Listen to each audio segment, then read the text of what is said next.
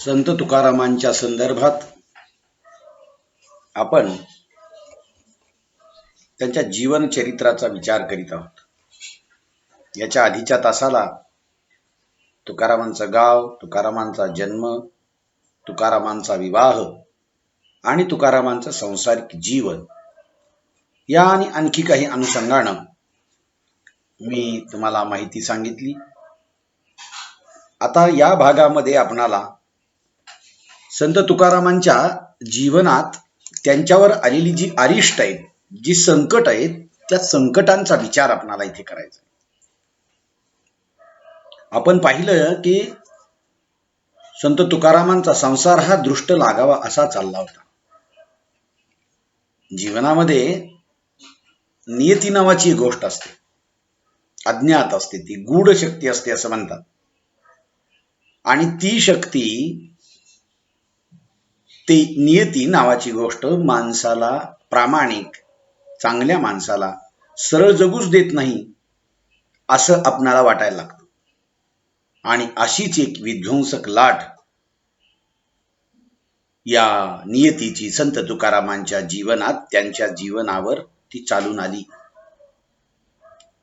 आणि अशी ही विध्वंसक लाट आल्यामुळे तुकारामांना असं वाटतं की जे होणार असेल ते होणारच आहे. मी त्याच्यामध्ये चिंता किंवा काळजी करण्याचं किंवा त्याच्यापासून दूर पळून जाण्याचं मी कदापि सहन करणार नाही. आता आलंच असेल जगण्याला, ते वाट्याला जगण्याला, तर ते जगलं पाहिजे. आणि म्हणून तुकाराम एका खंबीरपणानं उभे. कदाचित त्यांना वाटतं तुकारामांना की देवाच्याच मनात असं असेल, तुकारामांनी संसारापासून मुक्त व्हावं आणि लोकोद्धाराच्या कार्यासाठी सर्वस्व अर्पण करावं. हे आपलं जे जीवन आहे, हे जीवन लोकांच्याच कामासाठी कदाचित व्यतीत करावं असं त्या नियतीला किंवा ईश्वराला मान्य असेल कदाचित. असा युक्तिवाद तुकारामांच्या जीवनात त्यांच्यावर चालून आलेली जी संकट आहेत, त्या संकटाच्या संदर्भात असे काही विद्वान करतात. पण एक लक्षात ठेवा, हे काहीही जरी असलं ना, तरी तुकारामांच्या जीवनात एकामागून एक अशी अनेक संकट कोसळली, एवढं मात्र खरं. आणि ही अशी संकट तुकारामांच्या जीवनात कोसळल्यामुळे तुकारामांच्या संसाराची गडी पूर्णतः विस्कटून गेली.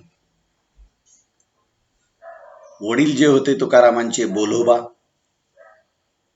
यांच्या मृत्यूपासून या गडी विस्कटण्याला सुरुवात झाली. नंतर विपरीत असा काळ आला. थोड्याच दिवसांनी त्यांची आई वारली. वयाच्या 17व्या वर्षी तुकाराम जेव्हा होते, तेव्हा असं म्हणतात की त्यांच्या आई वडिलांचं छत्र हरवलं.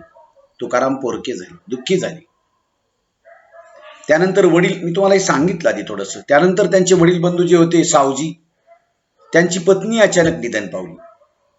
आणि मुळातच विरक्त वृत्तीचे असलेले सावजी घर सोडून निघून गेले. बघा, ते पुन्हा परत कधी आलेच नाही तुकारामांचे हे भाऊ सावजी नावाचे. परिणाम असा झाला की तुकारामांच्या जीवनातला आनंदाचा, जिव्हाळ्याचा, आपुलकीचा, प्रेमाचा हा जो काळ होता ना, हा आनंदाचा काळ पूर्णतः लोपून गेला. आणि मग तुकारामांच्या वाट्याला प्रचंड उदासीनता आली. त्यांच्या जीवनातील ही उदासीनता आल्यामुळे तुकारामांना असं वाटू लागलं की नियतीचाच हे खेळ असेल. पण संकट एवढ्यावर तुकारामांच्या जीवनातली थांबली नाहीत, पुढेही चालू राहिली. इसवी सन, हे तुम्हाला मी सांगितलं होतं, याच्या पुढचं येत आहे की इसवी सन 1628 ते 29 साली, म्हणजे आजपासून 500 वर्षापूर्वी, तुकारामांच्या वयाच्या 21व्या वर्षी महाराष्ट्रामध्ये खूप मोठा दुष्काळ पडला. आणि देहूमध्ये त्या दुष्काळाच्या तीव्र झळा जाणवू लागल्या. बोलोबा हे तुकारामांचे वडील, नाही का, त्या बोलोबांनी घरी महाजनकी, दुकान, सावकारकी हे सगळं असल्यामुळे खूप कमवलेला धनाचा त्यांच्या वडिलांचा जो साठा आहे का नाही, तो रिता होऊ लागला. दुसरीकडे दुष्काळानं उग्र रूप धारण केलं. लोक खायला मोताज झाली. झाडाचा पाला खाऊन जगण्याची वेळ लोकांच्यावर आली. गुरढोरं उपाशी मरू लागली आणि त्यातच रोगराईचा कहर आला. आणि या रोगराईच्या कहरामुळे तुकारामांची पहिली पत्नी रखुमाबाई ही मृत झाली. ती मरण पावली. आणि मग तुकाराम लिहू लागले, दुष्काळे अटिले द्रव्य नेला मान, स्त्री की अन्न अन्न करता मेली. आता ह्या अशा अभंगांच्या संदर्भात थोडीशी शंका घेतली जाते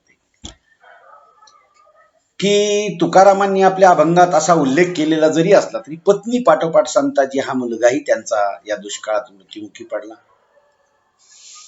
कुटुंबातली एकानंतर एक लोक मृत्युमुखी पडू लागले आणि या भयानक दृश्यानं तुकाराम हादरून गेले. सगळे हे मरत असलेले आपले स्वतःचे नातेवाईक तुकारामांना उघड्या डोळ्यांनी पाहावा लागले. एकूणच त्यांच्या जीवनात त्यांच्या घरादारावर प्रचंड शोककळा पसरली. तुकाराम अतिशय खचले. दुष्काळ आणि तुकारामांचा उदार स्वभाव बघा, हे सगळं झालं. दुष्काळ पडला, तुकारामांच्या जीवनात हे सगळं लिहिल्या गेलेलं आहे बरं का. ह्या त्यांच्या अभंगांच्या आधारे आपल्याला सांगता येतं. पण काही अभ्यासकांनी तुकारामांच्या संदर्भात थोडीशी वेगळी भूमिका मांडलेली. डॉक्टर आहा साळुंखे म्हणतात की तुकाराम मूळतः सावकार होते. लगेच 2-4-5 वर्ष दुष्काळ पडला म्हणजे सावकाराचं घरचं धन आटत नाही. पत्नी अन्नान्न करण्यापेक्षाही रोगराईनं मेली असावी. कारण अन्न दुष्काळ पडल्यानंतर सावकाराच्या घरी धान्य असतं, म्हणून तर ते सावकार देतात लोकांना विकत आवाच्या सवा. आणि त्याचं स्थावर जी मालमत्ता असते, शेती बाडी वगैरे, ही लिहून घेतात. तसंच कदाचित तुकारामांच्याकडे खूप मोठा पैसा किंवा साधन संपत्ती किंवा जडजवाहीर अन्नधान्य हे असेल त्यांच्या वडिलांच्या काळापासून जपून ठेवलेलं. पण तुकारामांनी काय केले नंतरच्या काळामध्ये म्हणतात की तुकारामांचा हा जो उदार स्वभाव होता, त्यामुळे त्याने लोकांकडून जे पैसे यायचे होते, कर्जदाराकडून जी थकीत वसुली होती, ती या दुष्काळामुळे वसूल होत नव्हती. नंतर स्वतःकडेही पैसा नाही, लोकांना देऊन देऊन देऊन धान्य दिलं, पैसा दिला लोकांना. दुष्काळामध्ये सगळं देऊन टाकलं तुकारामांनी. पण एवढं मात्र खरं, तुकारामांची पत समाजामध्ये पैसा नसेल राहिला सावकार म्हणून, कारण त्यांनी काही कुठं खर्च केलं नाही वाही ठिकाणी, तर लोकांना दिला. धान्य नसेल राहिलं, लोकांना दिलं असेल काही काळ नंतर पुढचं. पण तुकारामांकडे हे जरी काही नसलं तर तुकारामांची जीवनात समाजात एक पत होती. आणि त्याच बळावर तुकारामांनी कर्ज काढून व्यापारांनी म्हणजे आपला जो धंदा आहे तो धंदा सावरण्याची हिंमत बांधली.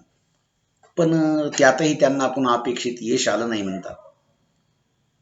स्वतःजवळचं जे होतं नव्हतं ते उदारवृत्तीनं लोकांना, उपाशी लोकांना, मरू पाहणाऱ्या लोकांना देऊन टाकलं. उरलं सुरलं जे होतं स्वतःच्या संसाराला पुरविता संपून गेलं.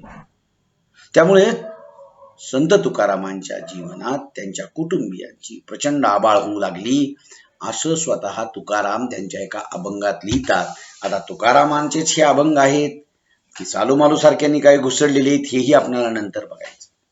आता काय खावे कोणीकडे जावे, गावात राहावे कोण्या बळे, कोपला पाटी लगावचे हे लोक, आता मज भीक कोण खाली. असा तुकाराम समाजाला, असा तुकारामांना विशेषतः या समाजाचं सगळं देऊन टाकल्यानंतर समाजाला स्वतःच्या जीवनात आलेल्या वाट्याला दुःख, जे आनंद विरून गेल्यानंतरचं जे आयुष्य आहे तुकाराम, असे प्रश्न तुकारामाला स्वतःला पडू लागले असं म्हणतात. ही तुकारामांच्या जीवनातली सगळ्यात मोठी संकटांची मालिका आणि त्यांची ही शोकांतिका आहे. आता मग एवढा सगळा संत तुकारामांच्या जीवनामध्ये प्रसंगच आला आणि मग तुकाराम जसं सुरुवातीला म्हटल्याप्रमाणे की नियती किंवा ईश्वराच्याच मनात असावं की मी या प्रपंचातून मुक्त व्हावं आणि परमेश्वर भजनी लागावं, आणि म्हणून तुकारामांनी प्रपंचातून देखील मुक्त झाले. आता हे सगळं जे सांगितलेलं आहे ना, ही एक बाजू मी सांगत राहणार आहे तुम्हाला. याच्यानंतर याच तुकारामांच्या संदर्भानं वेगळा विचार मांडणार डॉक्टर आह साळुंखेंच्या मतांचाही तुम्हाला मी शेवटी परामर्श देणार. तुकारामांच्या जीवनात प्रपंच आणि व्यापार धंद्यासाठी सावकाराकडून घ्याव्या लागलेल्या कर्जाचा जो बोजा आहे का नाही, तो वाढू लागला नंतरच्या काळात. त्याचबरोबर नंतरच्या काळात सावकारांचे तगादेही चालू झाले म्हणतात. या कर्जातून सुटका होण्याचे मार्ग काही केल्या तुकारामांना सापडत नव्हते. काही नवीन नवीन छोटे मोठे उद्योग तुकारामांनी करूनही पाहिले म्हणतात, पण त्यातही त्यांना फारसं यश आलं नाही. मग गावातील लोक त्यांना टोचून बोलू लागले. तुकाराम अशा अनेक कटकटींनी, ह्या भानगडींनी तुकाराम वैतागून गेले. एका मागून एक अशी संकट तुकारामांच्या जीवनात पुन्हा पुन्हा उभी राहू लागली. धीर खचला त्यांचा, आणि त्यातून त्यांना अजून उदासीनता आली. आणि मग तुकाराम लिहू लागले. असं म्हणतात की तुकाराम म्हणतायत, ओस झाल्या दिशा मज भिंगुळवाणे, जीव लगनेने मज कोणी, भय वाटे देखे श्वापदांचे भार, नव्हे मज धीर पांडुरंगा, अंधकारा पुढे न चालवे वाट, लागतील खुंट काटे अंगा. तुकाराम म्हणतात, म्हणजे असे सहज उद्गार तुकारामांच्या तोंडून बाहेर पडले म्हणतात. तुकारामांची कविता ही त्यांच्या जगण्याची प्रतिकृती आहे. जगण्याचा हुंकार आहे त्यांच्या तोंडून बाहेर पडलेला. जे जगलं, जे भोगलं ते लिहिलं, आणि म्हणून तुकारामांच्या तोंडून हे असे उद्गार निघू लागले. तुकारामांना वाटू लागलं कदाचित पुढच्या काळात संसारात काही राम उरला नाही, असे वाटून त्यांची विरक्त तीव्र होऊ लागली. विरक्ती, वैराग्य वृत्ती. घरातली सगळी माणसं मरू लागली. दुष्काळानं पैसा होता तो आटून गेला. धंदा करण्याचा प्रयत्न केला, त्याच्यातही बुडून गेले. या सगळ्या गोष्टीतून माणूस जेव्हा उद्विग्न होऊन जातो ना, तेव्हा तो खिन्न होतो आणि विचार करायला लागतो, आयुष्यामध्ये आता काय आहे. आणि मग त्यांचं मन संसारातून बाहेर पडू पाहत होतं असं म्हणतात. शेवटी तुकाराम म्हणतात, संसार तापे तापलो मी देवा. आणि मग ते म्हणू लागले, दुःख बांधवडी आहे हा संसार, सुखाचा विचार नाही होत. जीवनामध्ये सगळं दुःख आहे असा तुकाराम विचार करू लागले. आता हे जे अनुभव तुकारामांचे, हे अनुभव सत्य उराशी बाळगून तुकारामांनी प्रपंचाचा निरोप घेतला असं सांगितलं जातं. हळूहळू त्यांचं मन, विशेष म्हणजे लोकांताकडून एकांताकडे येऊ लागलं. लोकांचा विचार करत करत आयुष्य जगलेला हा माणूस आपल्या आयुष्याची राख रांगोळी झाल्यानंतर तो एका विचारामध्ये मग्न झाला. जीवनातील आपत्ती आहे, दुःख आहे, चिंता, अपमान, या सगळ्यामुळे उद्विग्न झालेल्या तुकारामांनी स्वतःला एकांतात राहण्यासाठी भामनाथाचा डोंगर निवडला. आणि तिथे एकांतात राहून असं म्हणतात, तुकाराम भजन, ईश्वराचं चिंतन, नामस्मरण, ग्रंथांचं अध्ययन करू लागले. तिथून जवळपासच्या तीर्थयात्रेला जाऊ लागले. स्वतःवर आलेली आपत्ती ती विसरू लागली.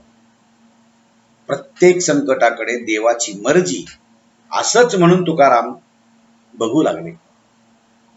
म्हणजे संत तुकाराम प्रापंचिक मोहातून मुक्त होऊ लागले असं आपणाला म्हणता येत, नाही का.